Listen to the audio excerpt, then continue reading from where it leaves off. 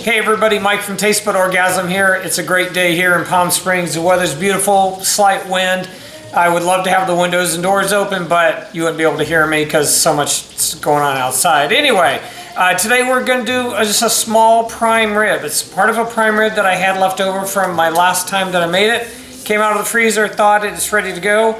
Today will be into a skillet with butter, oregano, black pepper, thyme, oregano, and black pepper, sea salt, and fresh chopped garlic. So that's what the mixture looks like. It's a little lumpy because of the wet garlic, but that's fine. I'll show you what we're gonna do here in just a minute. So turn the camera off, get it moved, and then we'll start showing you what we're gonna do. All right, stand by.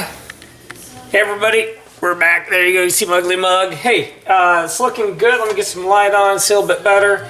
Prime rib is in with some butter, rosemary, and the rest of the dry rub that I made.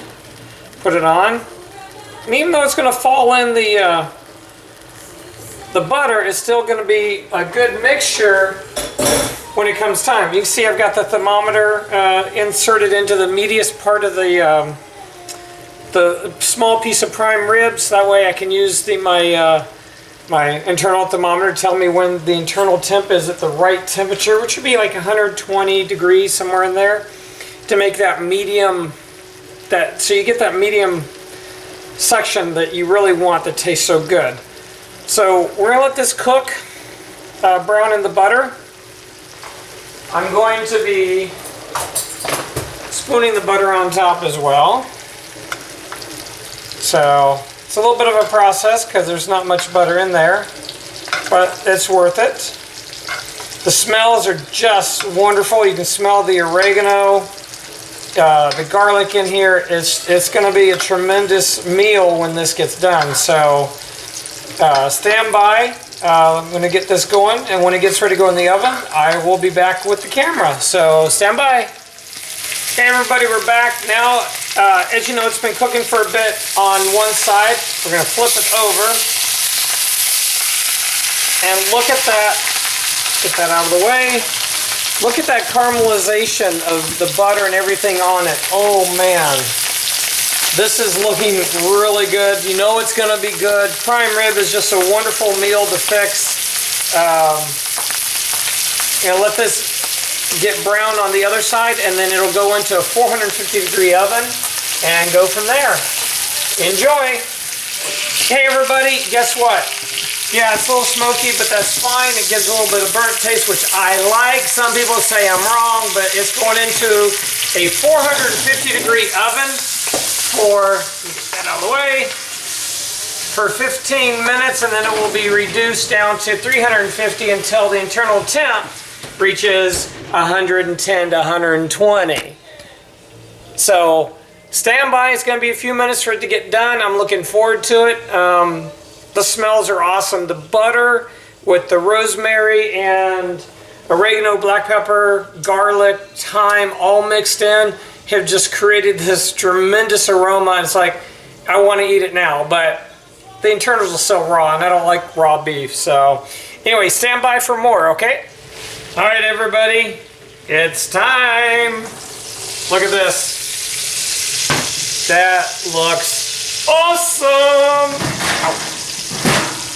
Burned myself on the hot pad, which is not supposed to do. So, internal temp actually is at 122. And you know that I'm not very coordinated right now. I apologize. No, I'm not going to apologize. I'm just not that coordinated. Get this out of here. And I'm going to put it on a plate, let it rest. Probably be easier if I use the hot plate or hot pad to do that. But so there it is. Going to grab a plate.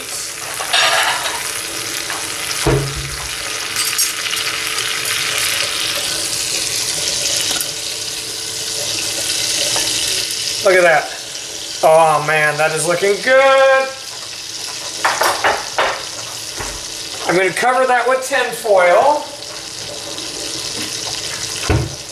It's going to rest, 15 minutes, 10 to 15 minutes, because, you know, it'll still be cooking in there. And what's left here in the pan, I'm going to just do a little juice, little gravy if you want to call it. So stand by, I'm going to get everything ready and we'll go from there. All right, so what I did was I took the spatula here and just very gingerly went through the pan to get everything that, you know, sometimes stuff will stick to the bottom of the cast iron, just to get it off of there. And the 3 sprigs of rosemary that I had laying in here in the beginning were taken out and thrown away. And then I mixed up some flour and water just to get it mixed up.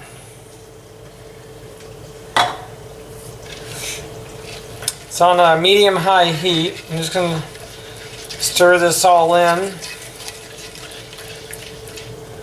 I'll taste it in a minute to see if it needs like maybe a little more salt. I doubt it's going to need anything because of everything that we have already put in there with all the oregano and the pepper, the thyme. I doubt it's going to need anything else. So you can see it's starting to thicken up a little bit. And like I said, I'm just trying to get some of this stuff, deglaze it basically. And this is going to go wonderful on top of the, just drizzle it on top of the prime rib.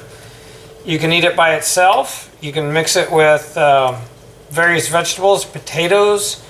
Garlic potatoes would really go well with this, as well as asparagus or even green beans. But it's whatever, or hey, you know, it'd be really good. Roasted, God, I forget the name of it. Everybody hates them. Brussels sprouts, roasted Brussels sprouts. If you know how to cook them, be my guest, use them. They, excuse me, they would actually be a great addition to this because they'd have that smokiness from the grill. And along with the prime rib and this drizzle on the gravy on the prime rib, can't go anything better than that. Well, if somebody's making it for you, you could. So, hey, this is done. It's turned off. It's just thickening up a little bit more. And, oh, this is looking so good. Remember, food is what brings people together. Have a great time. Have fun cooking.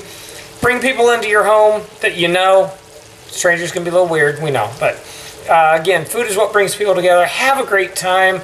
Enjoy the beautiful weather that we are having here in May. And we'll talk to you later. Bye-bye.